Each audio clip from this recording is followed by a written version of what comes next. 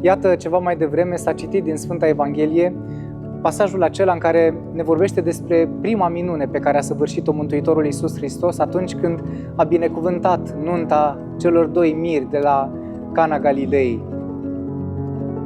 Și iată, dumneavoastră ați venit astăzi aici, ca cei care ați cunoscut iubirea și ați venit să cereți binecuvântare de la Dumnezeu și să știți că plecați acasă nu cu mâna goală, ci având harul lui Dumnezeu. E darul de nuntă pe care vi-l face Dumnezeu, iar acest har trebuie înțeles ca o putere, ca o energie, ca o promisiune pe care Dumnezeu vă face că vă va fi alături indiferent de ce s-ar întâmpla.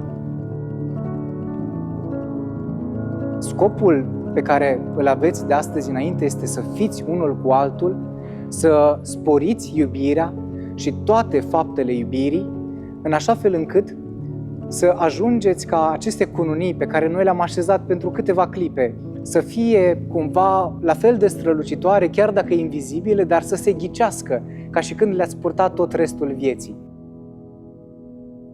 Până la urmă să știți că pentru darul pe care l-ați primit astăzi va fi nevoie și de un răspuns pe care dumneavoastră să-l dați bunului Dumnezeu. Cumva, iată, Doamne, ce am făcut cu tot ceea ce ne-ai dăruit. Și să știți că nu sunt puține darurile pe care le-ați primit.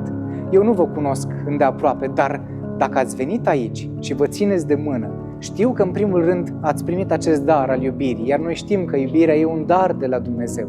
Ce vă sfătuiesc eu este ca dumneavoastră, sporind iubirea, să încercați să fiți alături unul de celălalt așa cum vă doriți, să fiți atenți unul la celălalt. Atenția unul la celălalt este una dintre principalele virtuți ale soților.